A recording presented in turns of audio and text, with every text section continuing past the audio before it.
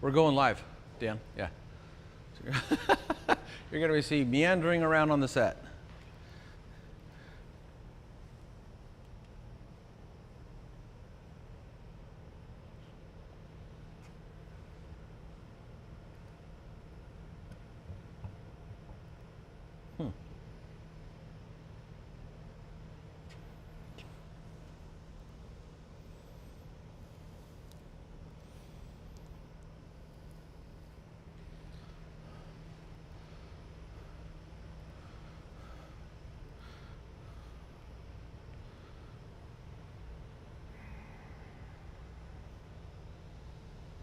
Come on.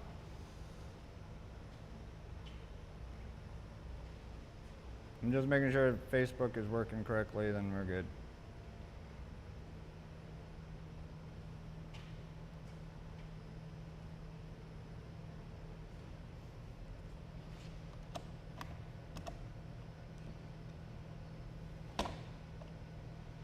Okay.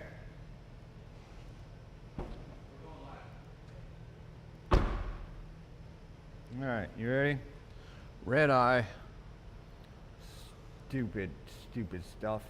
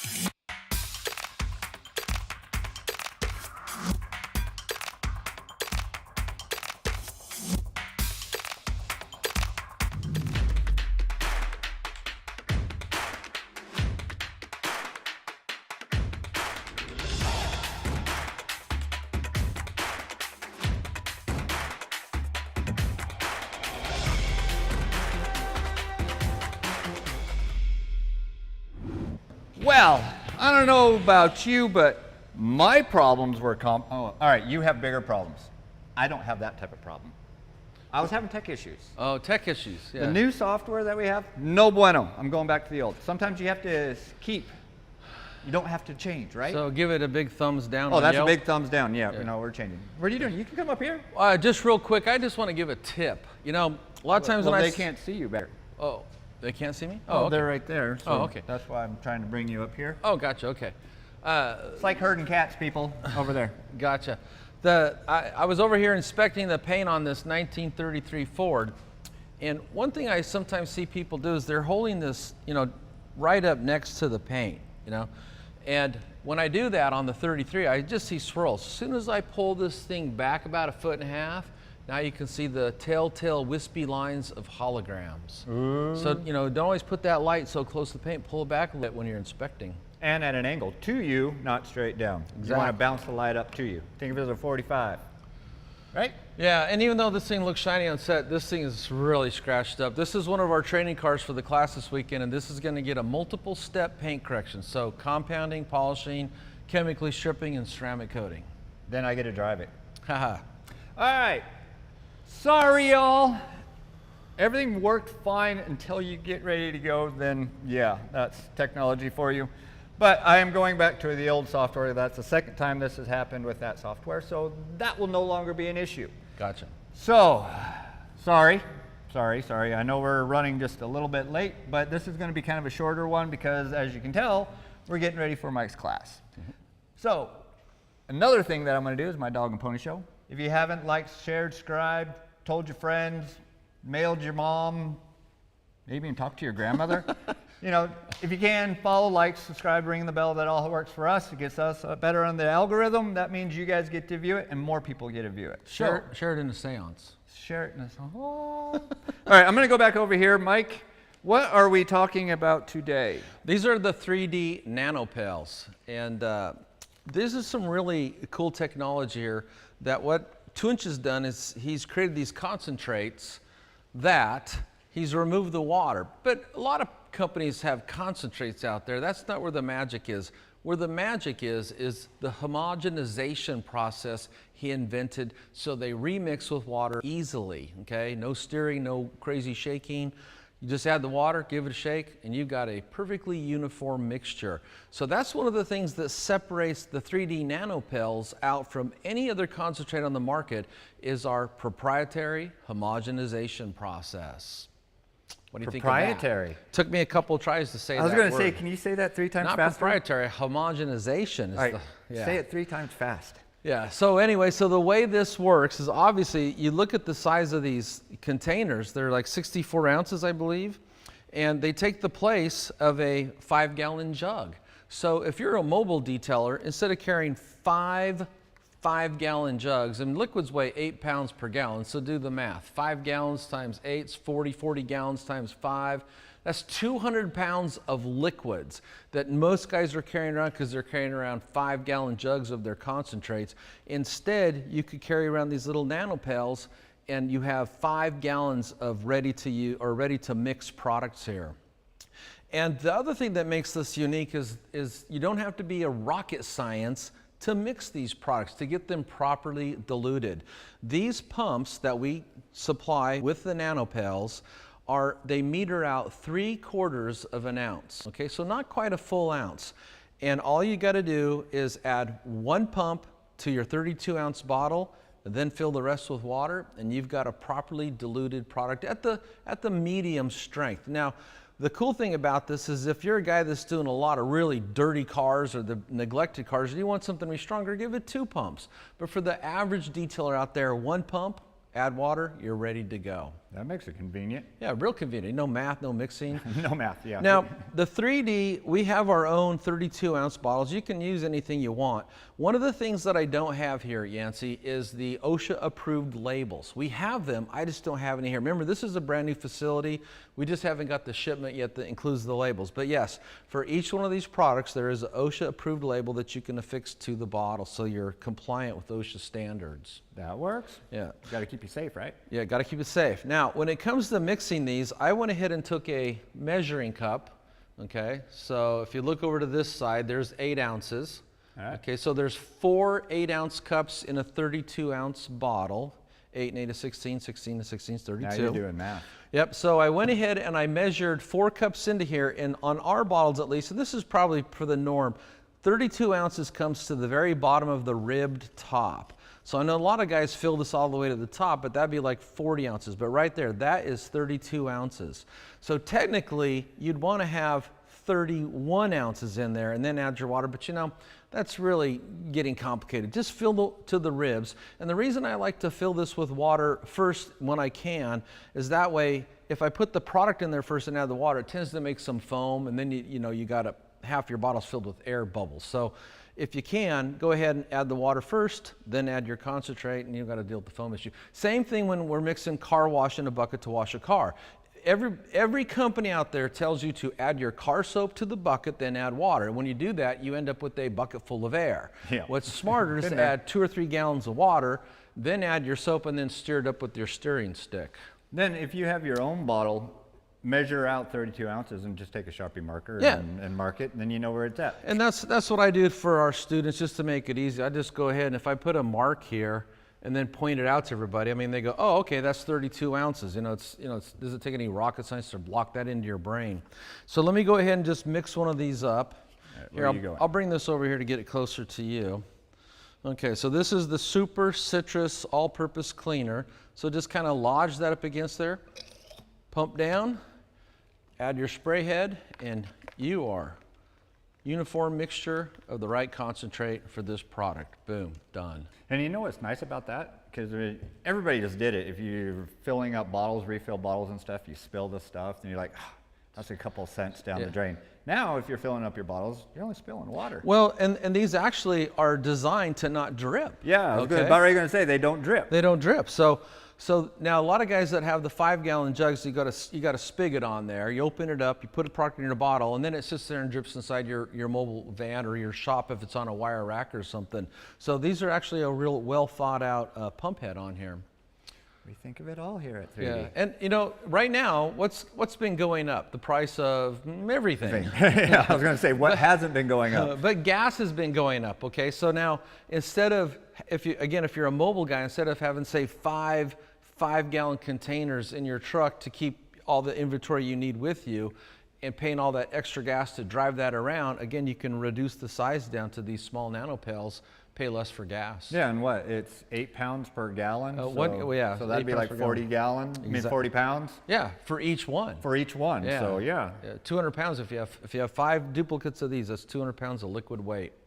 All right. So these are just a well thought out system. And one of the things, Yancy, what we wanted to do last week when we were talking about Beat It Up is we wanted to share this because these are like the hidden gem in the detailing industry. Especially for mobile detailing. You've got everything. You got your super degreaser, okay?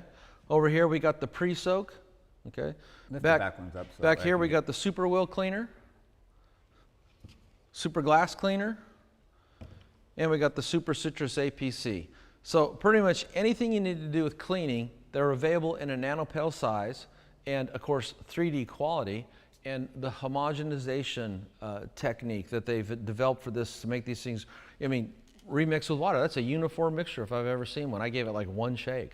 And to just add on to that, I know that we don't have them here in Stewart, but I know that we do sell them, is the nano drums, where it's a 5-gallon drum that makes 55 gallons. So that's more for your shop setup and everything like that, but they have the same thing. And we also have a little dispenser that you just hook up into the nano drum and it fills it all up. Yeah, for high volume car washes or detail shops. Yeah. Exactly. But then when you're paying to have it shipped to you, you're not paying for all that water weight. Exactly. You're getting pure concentrate. See, save money all the way around, people. All right, so why are these cars here? Now that we talked about that, I will get to your questions here in a moment. I'm just kind of walking around with the camera. Well, but you want to talk about kind of what we got going on this weekend? Sure. I had to get a printout because sometimes I can't even remember all the cars I have here. But here are all the cars here for my big 3-day class. I do this class 3 times a year, and boats. Okay, so I don't got to try to remember it. We have a 2020 C8 Corvette over here. Now, this Corvette is in good shape, but the reason it's here is because I teach a lot of different things on Friday, but one of the things is one-step paint correction. So if you're new to detailing and you don't know what that is, one-step paint correction is after you've done the normal steps of washing and claying if needed. You do the baggy test. Then before you put the coating on, you do at least one machine polishing step to remove any light swirls or scratches, but also to remove anything that's been applied to the car previously. Spray detailers, car waxes, synthetic sealants. A lot of car washes have a built-in polymer. And before you put a coating on, you need to get down to just clean, pure paint. So I always teach guys, if I'm going to put a coating on, I'm not going to just wash and clay the car and put the coating on. I know there's guys out there that do that and they make good money, God bless them, but I'm going to do at least one machine polishing step. And in that case, you don't want a car that's in really bad shape like this one. You want something that's in really good shape that doesn't have a lot of swirls and scratches. So that's why this car is here, to teach the process of one-step paint correction. Now, the 33 over here. Yeah, let's show them. All right. I don't know if you can catch it with the camera. It looks good. Yeah, let's walk back here. This thing has been buffed with a wool pad on a rotary buffer. Now, All right, where are you going? I'm going to go right here. Oh yeah, I can see. But if I move this back and forth, see, you'll see the wispy lines. Actually, let me see. Yeah. Oh, there we go. Come down lower and then There go you back go. and forth. Yeah. There you go. See the wispy lines? That's the telltale signs of holograms. And as you walk around the car and you look at it, you know, there's wool pad scratches everywhere. Because see what they look like? I don't know if you can see these across here, but they're an arc. They're an arc scratch. And that's from either the fibers of the wool pad. Here's some really nasty stuff right in here. See that? Get your focus. There we go. But the whole car is like this, okay? So yeah, average person stand back and says, "Oh, what a beautiful car!" Yeah, but you know, this is a beautiful car. when you have a detailer's eye and a swirl finder light, you can look at these and go, "This thing needs major paint correction." Let's So show that's what's wrong with the Corvette. well, the Corvette is there's nothing. The worst things about this Corvette are the scratches back here. You know, you can see a few scratches back here. But again, Light them up. when I teach one-step paint correction, I'm not bringing in cars that are really bad because that's 2 steps. Keep it right there. Yeah, no. Got a few. So anyway, so this car is here for 1-step paint correction. This here is for multiple step paint correction. And then to go with these cars, I think I've got 7 more cars. So let me just rattle them off. They're over there in the warehouse right now. We got a 2001 BMW M3 convertible with the cloth top. Okay, so I teach the proper way to clean and protect cloth tops. There's a right way and a wrong way to do it. I've got a 1967 Ford Fairlane convertible. It has a vinyl top, so I also cover vinyl tops. The Fairlane is here because it has a custom paint job, and when someone, after they painted it, they machine sanded it with a DA. That's a normal thing in a body shop. They probably hand blocked it first, then they come back and refine their sanding marks with the DA. The problem is when they went to buff it out, they didn't get all their sanding marks out. So there's DA scratches throughout this entire finish. So that car is here for multiple step paint correction. We'll knock it out when we do the 33. So that'll be the first 2 cars on Friday. After that, we'll have the Corvette back in, and then I've got a 2003 Corvette that's in pretty good shape. It'll take 1 machine step polishing to get it perfect, and then we'll coat it. So the first 2 cars of the day are multiple step, the next 2 cars are 1 step, and then the next 2 cars at the end of the day, I cover production detailing. That's what I always call it when you use a quality AIO, an all-in-one, or like they said in the old days, Yancy, a cleaner wax. Okay? Old days. The old days. So. So by the time the class is over on Friday, they'll have learned 3 techniques on just the paint side, 6 different cars. So there's no chairs, no sitting, it's all hands-on. Of course, we start the day out washing cars, and in the car wash process, we cover things like the convertible top cleaning, how to use an iron remover, how to mechanically decontaminate the paint in the wash process, machine scrubbing tires to really get them clean, engine detailing, sometimes headlight correction, just depends on the weather. I like to show how to sand down headlights before I wash the car, because I always teach to do the things that make the car messy first, then wash the car. If you wash the car and do things that make the car messy, like your machine sanding headlights and throwing splatter on it, now you got to clean the car a second time. So you're wasting time by doing too many steps. But that's kind of summarizes Friday. Saturday, we jump into machine dry sanding. Now, I'm going to walk over here for a second, unless you want to walk over for me. What do you need? I want one of the sanders and the sanding discs and interface pad. Okay. So one of the cool things about 3D is they're actually a body shop supplier. A lot of people don't know this. They think they're a detail supplier. Of course, we do both. But our roots are in making products for body shops, compounds, polishes, and a sanding system. Now, my entire life, I've always wet sanded by hand, wet sanded by machine. And I've always heard about people talking about dry sanding, but I've never seen a well thought out system, okay? So one company has a disc, a sanding disc, one company has a polisher, but I've never seen a system where everything was manufactured by the same company. The interface pads are in that cabinet right to your right. Yep. And the sanding discs, I think, are down below over there. Okay, you got it all. Okay, so I will show this. So on Saturday, we go into sanding, and because 3D has a dry sanding system, I teach the system. And as a guy that's always done the messy work of machine sanding wet, I'll tell you, this is a lot cleaner. You don't have your slurry running down the cracks and crevices and emblems and all the different places on a car. Of course, with dry sanding, you do have dust, so there's no perfect answer. You either have dust or you got wet slurry. But here is, let me just show you real quickly. So the 3D sanding system that the students are going to learn tomorrow is, this is a 5mm random orbital sander. And it's brushless, actually. It's very quiet. And something that a lot of guys, if you've never done sanding, might not know. Most sanding is done with a pneumatic sander. So everybody in the tool industry makes a pneumatic sander. You hook it up to an air hose. Now the problem with that is the air hose has compressed air, so it's stiff. So imagine a stiff cord coming off here. You go to sand, and you either got to put that over your shoulder. That kicks the sander up, so you purposely got to make sure you hold it down. Or if you let it down on the ground, now it's pulling the sander down. So you're always fighting to keep the sanding disc flat to the surface. Because this is electric, it has a limp cord. It completely takes the compressed air cord out of the equation. It makes it easier to learn how to use and easier to use. And because it's electric, it's also very quiet, unlike pneumatic tools. Oh, come on. You don't like the air compressor going off every 20 minutes? Okay, but here's the real secret to the sanding system. It's in the interface pad. Okay, so this has microscopic hooks. So they're tiny. And then the sanding disc is thin, like a piece of paper. Yeah, that is thin. It's very thin. And so here's where the magic happens. When you put the sanding disc on there, because there's no lateral movement between the sanding disc paper and the interface pad, it keeps all the sanding action on the high parts of the orange peel or surface texture.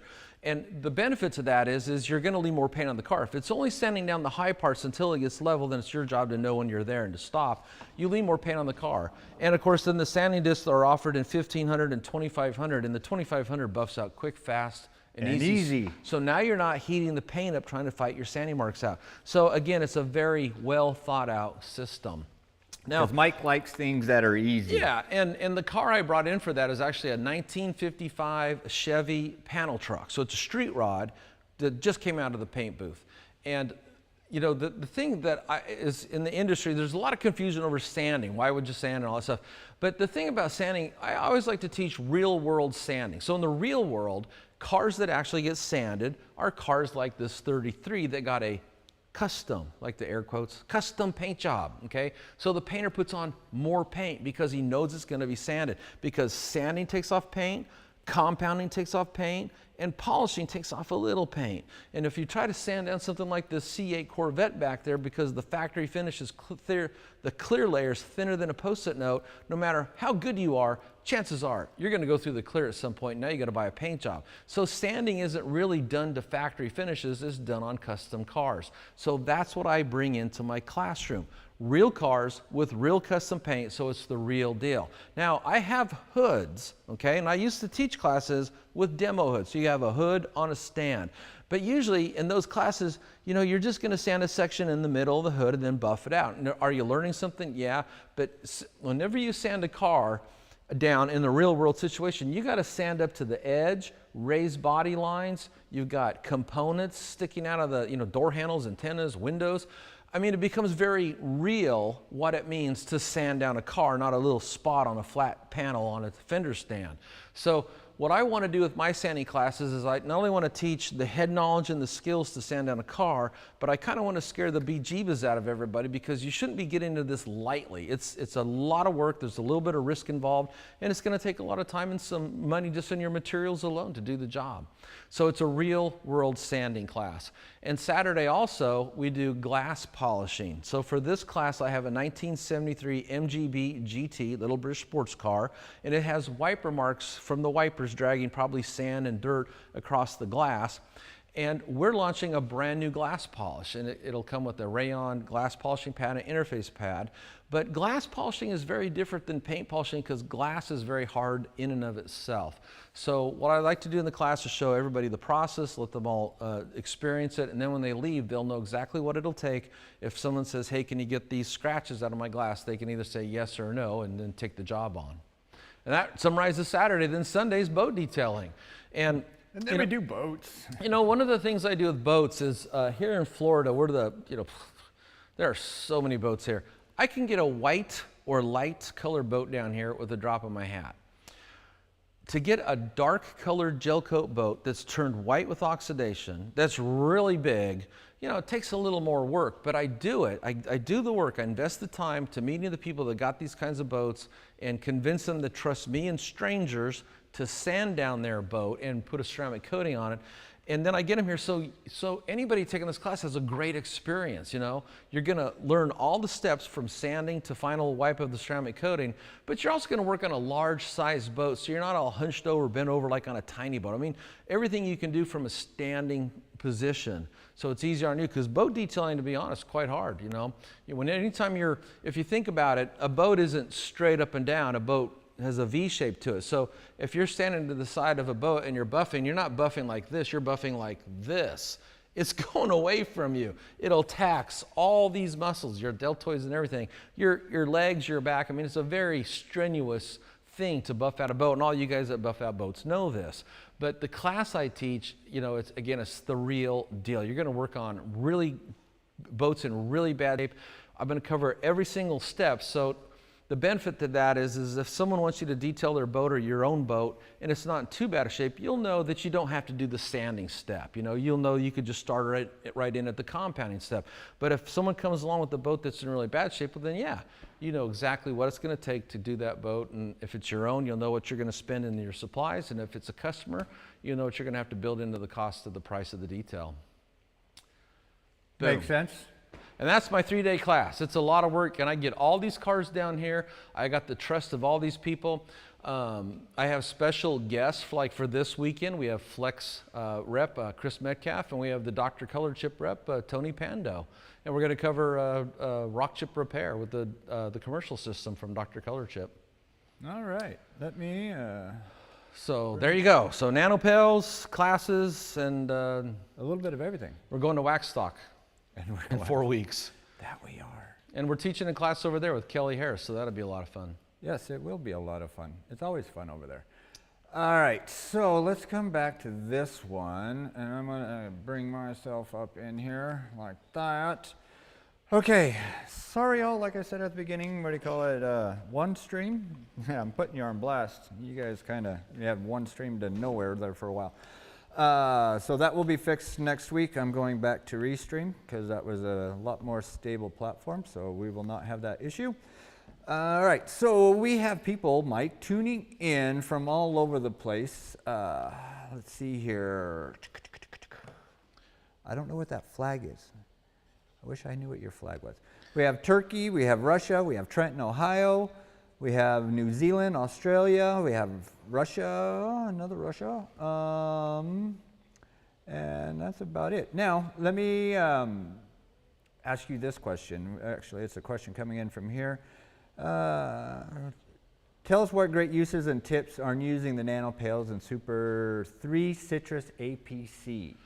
Well, you can use it. The thing about citrus is it's pretty benign. It's very safe. Okay, it's made from the oils squished from the peels of citrus fruits like lemons, grapefruit, oranges. It makes a great degreaser. It's all natural. This is also a water-based product. All 3D products are Prop 65 and VOC compliant, so they're very safe for us and very safe for the environment. But you'd use it like any APC because it's a citrus cleaner. It's going to probably be better at cleaning really oily or grungy type surfaces, but just mixes directed and then use as you normally would any APC. It's a citrus-based APC. I actually like it myself over just a normal APC because I like the cleaning ability of citrus oils. Okay, now would you compare that to like the orange degreaser that we have? Yes, it'd be very similar to the orange degreaser we have. Is it stronger? Yep. Or it depends on how you mix it. Yeah, it depends on, see the thing about the orange degreaser, that comes ready to use, but it's the same concept. So this is the same type of product, but just in a concentrate that remixes easily with water. So again, kind of back to, for people that do high volume detailing, you always get more bang for your buck when you buy in bulk, okay? So now you're able to buy in bulk without all the water. So it's even better savings. I got it. I got Okay. you there. I got you there. How much are the pump for the gallons and the beaded up is it safe going over any wax? That's coming from Super Chevy. So which product over wax? All right, beaded up over wax, yes. Yeah, no, it's not a harsh chemical at all. You know, questions like that, here's where my brain goes. What wax? I mean, some waxes are really good. I mean, a lot of chemists make their waxes to be detergent resistant so they don't wash off, but some waxes aren't. So you can't have like a blanket answer, because if you got a cheap wax on there, maybe you just wiping with a wet towel would take it off, just the physical contact. But beaded up is not meant to strip wax off. It's actually what it technically is a surface sealer. It's not a paint protectant. You can use it on paint, but you can use it on any hard, smooth surface. So it's a surface sealer. It seals the surface with a hydrophobic coating. Yeah, one of our, we're on that camera too, by the way. Okay. One of our viewers out there actually one of the people that's on our, let's back this all up. One of the people that I've known for a while, if I remember his name, Mark Witherspoon. If you're watching, hello, hi. He's been doing some torture tests over on his YouTube channel, which I would love to be able to do torture tests, but I can't do that on a company thing. But anyways, he did one the other day where it was against PNS and some other Tech 35, T35 or whatever ceramic coating. And to show you how durable that beaded up is, watch that video. That's actually a very good video, because I mean, he runs down McGuire's wheel cleaner on it. Wow. Tar X and everything like that. I mean, well, it's a pretty cool video to show you the strength of it. Yeah. So if it doesn't wipe off on that, as long as your wax or your coating is sticking to your paint, it's not going to do anything to that. It's going to fortify whatever wax you have on there. Exactly. It's going to make the surface like really slick. It's a nice product. Hey, Tug R, just used Beaded Up for the first time this past week. Fantastic product and smells great. Now, would you say that this smells like a mango? I'm kind of thinking it's a mango-ish kind of smell. I'm the worst at detecting scents. I'm horrible at it. I've asked you, what the hell is this, Yeah, he Something's does do that, broken people. inside my nose, I guess. I just don't know. All right. We got Justin Gaddy watching from North Carolina. Keep up the good work. Thank you. We will do that. Then we have Tug R, less dusting than Beadmaker, which is a great product itself. Yes. Okay, we got Konstantinos coming in from Greece. And so, I mean, we got people all over the world. Like I said, if you guys are here and you're watching us, please put where you're from, because I started my wall to where to put people. Oh, gotcha, yep. Definitely fruity, kind of pineapple-ish. We could go along that line. I think it's mango-ish. I don't know. All right, so what time is it? We have like 10 minutes left. Gotcha. Do you just want to? NANO Pails. NANO where Pails. it's at. If you look at these are usually typically considered high volume use products, like glass cleaner. You're going to clean a lot of glass when you're detailing cars. The wheel cleaner. I mean, the first thing you do when you wash a car is you wash the wheels and tires. So here's a way to get a great wheel cleaner, safe on any wheel, and buy it in bulk, mix it yourself. Yeah, now I already know what's going to happen. We're going to get questions now on this. It's like, how come you guys don't have NANO Pails of Beaded Up or Instant Detailer? There's some other things that have to go into it. You can buy Beaded Up by the gallon, but again, it's RTU. It's ready to use. Yeah. So. Yeah. So. And that's actually the better way to buy it. I mean, I did the math one time. Buy the 16 ounce for the bottle, then get the gallon to refill. The gallon is $35. The bottle's $15, and you can refill that bottle 8 times. So it's a much better cost per ounce deal to buy in bulk. Oh, there's our lovely lights. Hold on, you're going dark. Now you're back. Yeah, I'm waiting for my electrician to come in to fix that, people. They're on a 30-minute timer, and if you don't move enough, they go off. Gotcha. The pre-soak is also a unique product in the industry. What this is for, across the pond, like over in the UK and Europe, they call these TFRs, traffic film removers. Okay. We're learning today. So it's a TFR, traffic film remover. But one of the topics we've been covering for years is over here I call it road film. You can call it traffic film, road film. It primarily comes off the road. That's why I call it road film. An easy way to see that is anytime you see a parking lot and look at the parking spaces, you can see where all the cars drip oil in the middle of the parking space. When you're driving on a straight road on a dry day, the middle of the road is darker than the rest of the asphalt or the pavement. That's because as cars are driving, they drip stuff down the center where the motor, the transmission, rear end, things like that are. Okay, so on a rainy day, all the rain mixes with the oily films from all the droppings. You got Let's see how many we count. Transmission fluid, engine oil, power steering fluid, Brake antifreeze. Hopefully not brake fluid. Brake fluid. Hopefully no one's out there dripping brake fluid. That's a really bad thing to be losing.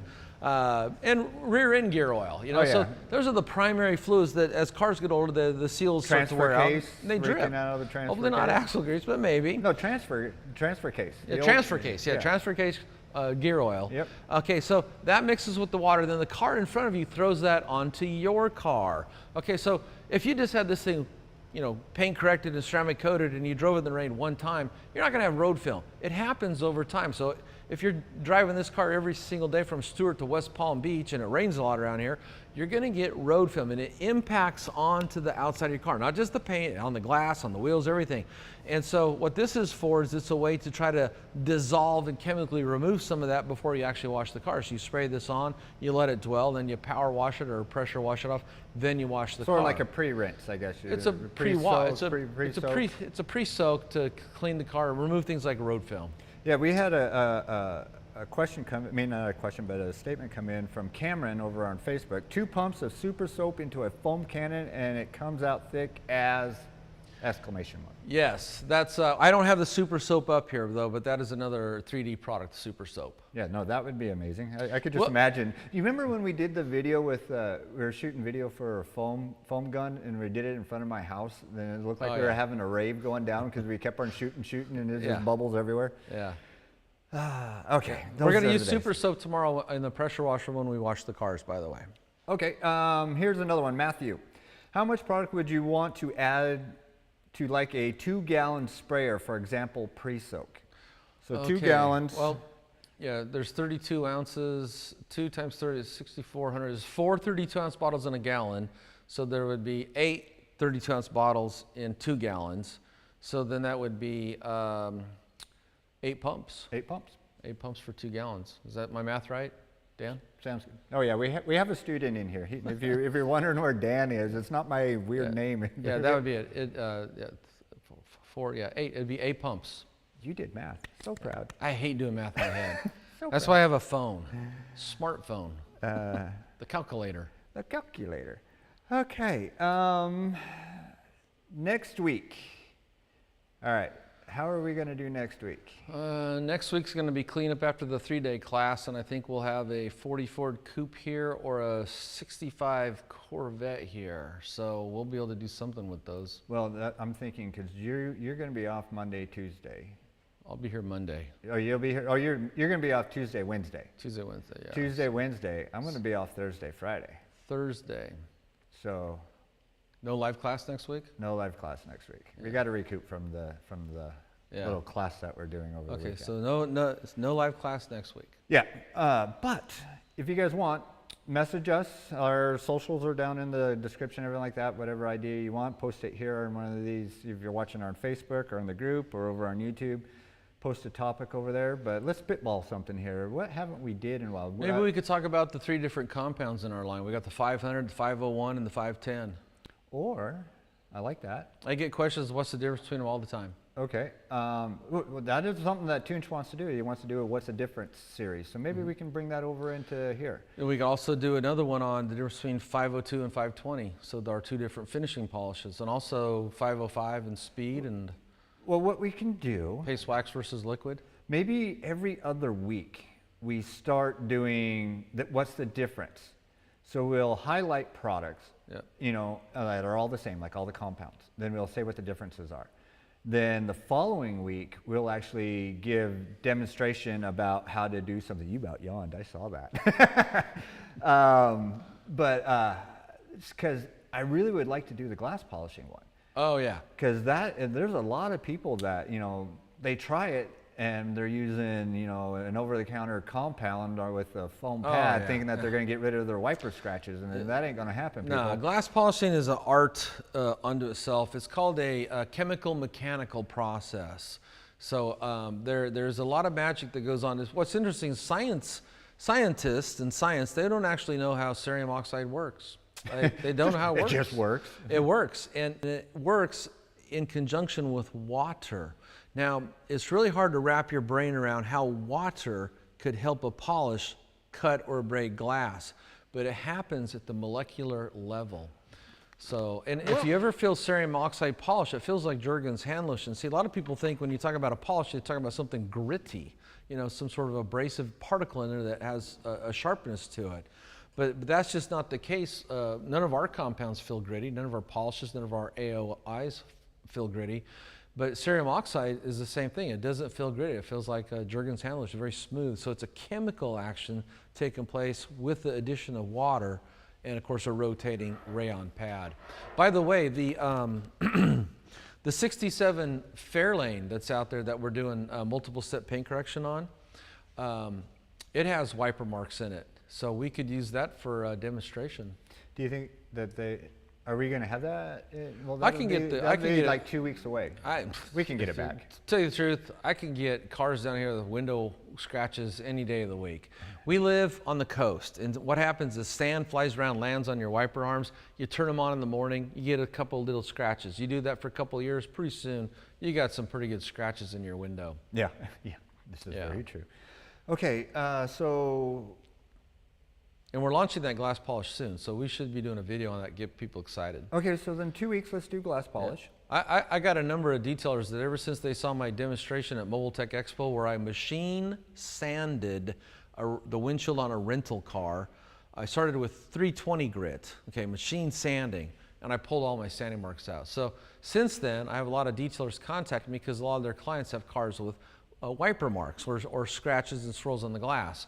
And I know a lot of people say, well, just break the window and have it replaced. But that's not always an option, especially for classics. Yeah, like that one right behind you. Yeah, for classic cars, like the MG that we're going to polish out here in the class. That MGs, old British cars, are notorious for rust, for cancerous rust everywhere. I guarantee you, if you pull the windshield out, you're going to find a lot of rust. So now you can't just put the new windshield in. You've just turned a windshield replacement project into a body off frame restoration because no car guy in his right mind would just put a new windshield over rusty steel. So and a lot of guys don't want to do that. They don't want to take their car apart and fix all the rust. They just want to drive it. So instead of taking the glass out, you just polish it. So there's a lot of times when glass replacement isn't always a good option. Polishing the glass is a better option for people. I've been waiting since SEMA. Julie, what are you waiting since SEMA for? The glass polish or the marine compound? Is it glass polish or the marine compound that you're waiting for, Julie? If you can, answer me back really quickly. I think that we do the glass polish. I think Is that something you want to share? No? Okay. What you got back there? Cool white. One of our reps, Chris, is here.